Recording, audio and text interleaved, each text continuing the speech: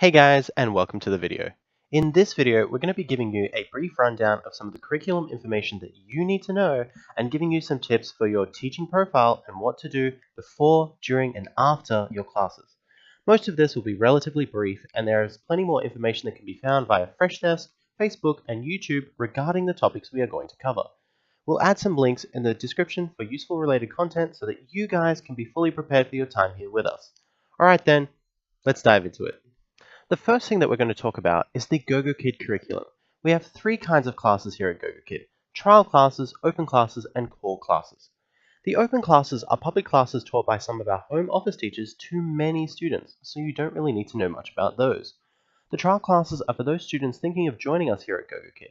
The student will take a trial class, they will get an idea of how the platform works, how the teachers are, and their English level will be determined so they know where along the curriculum they should start. The core classes are the classes that follow the main curriculum offered here at GoGoKid. There are 6 levels, K1, K2, 1 through to 4, with more levels coming soon. In each level there are 12 units, covering various topics, and in each of those units there are 12 classes. The classes come in 3 types: content, assessment, and project classes. The content classes go through new vocabulary, sentences, and have different interactive features or songs to learn. The assessment classes are for assessing prior knowledge and end with an assisted project, which is like a scaffolded walkthrough of the main project classes. The project classes are where students will make something and work on their physical and design skills, then present what they've made incorporating some of the vocabulary they've learned throughout the unit. For the K1 and K2 levels, they do not have any project classes, as they most likely will be too young to either follow instructions in English or complete the steps necessary for the project. Instead, they will just have an extra content class. Normally, content classes are the first 4 classes, followed by an assessment class and a project class. Then it repeats in that fashion for the second half of the unit. In the K1 and K2 levels, they have 5 content classes, followed by an assessment class. Then it repeats in that fashion for the second half of the unit. So the next thing we're going to talk about is how to attract parental attention. The first thing that parents will see is your profile. Your profile will be one of the main deciding factors determining whether or not the parent will book classes with you.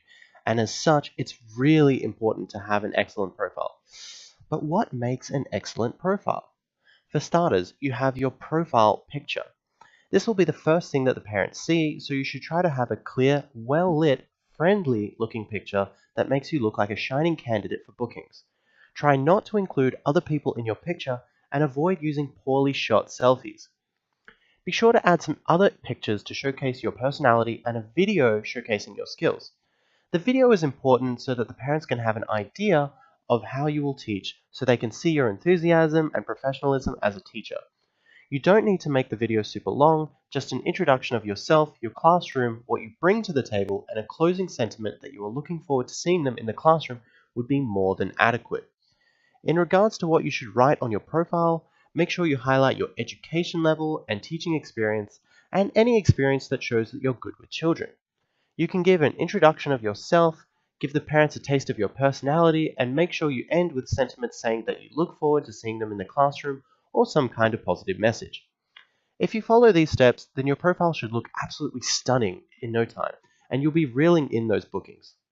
So now that we know how to attract the parents to book with us, let's go through the basics of what to do before, during, and after the classes to make sure that our classes are a success, and that the parents are likely to rebook with us. Before the class starts, we should make sure we have the following checked off. 1. Make sure our IT equipment is working as expected. You can jump into one of the test classrooms to check and see if everything is working as expected, fixing any issues before your actual classes. There are links to these on Freshdesk, and I'll add a link in the video description to the Freshdesk article. 2. Make sure our classroom looks welcoming. Make sure it's colorful and attractive to the eyes. You can take a look on Google or ask in the official Facebook group to see how other teachers have decorated their classrooms to get some inspiration as to how you want to decorate yours. 3. Be sure to have teaching props ready to promote further interactivity of the classes and to help out with the extension of class material and conversation. 4. Make sure you know the lesson content of the classes you are going to teach. You can find the lesson content on Freshdesk, and you can also click on the lesson content button in the upcoming classes section of your teacher's portal. Last of all, 5, don't forget to bring a positive attitude to the classroom. Even if you've had a bad day or something is bothering you, try to keep that aside from your classes. Your classes may mean a lot to the student, or you may be the first foreigner they've ever seen. So always try to give a good impression to the parents so that you maximize your chances of further bookings and good reviews. If you'd like to see how the trial classes are taught, you can check out the trial class demos on Freshdesk. I'll also add links for you in the video description. Now that we've done what we can to prepare for the class, it's time for our grand entrance to the teaching stage. I'll give you guys a few tips that you can keep note of for a successful class. First of all, don't forget to greet and say goodbye to the student. You want to build rapport with the student, be friendly, and don't forget their names. If their names are hard to pronounce, you can call them friend. Second of all, try to encourage as much student output as you can, trying to get the student to speak in full sentences where you can. The parents want to see their kids talking and interacting with you. This is especially important in the trial classes, when the parents are deciding whether or not to sign up for the classes. For the trial classes, remember that teaching the course content comes second to making the classes fun, interactive, and entertaining. You can use the Classroom Star reward tool, but remember to use it sparingly as you only have 5 stars to give during the class. To remedy this, you can make your own secondary reward system, but avoid using things like money as a reward. Third, be patient. Some of the children may be shy or slow to respond to your questions. Have patience and give them a chance to respond before giving them the answer. Fourth, don't be afraid to be silly. If the student is having fun, they are more likely to want to learn more. Create a positive learning environment. The parents will take note of their child's happiness and you will be much more likely to be rebooked. Fifth, correct the student in a positive manner. When the student makes a mistake, avoid explicitly pointing out their mistake, as this may cause the student to become more frustrated and avoid talking. Instead, you can try sounding out the parts of the word or sentence, adding emphasis to the part where they made a mistake, then ask the student the question again.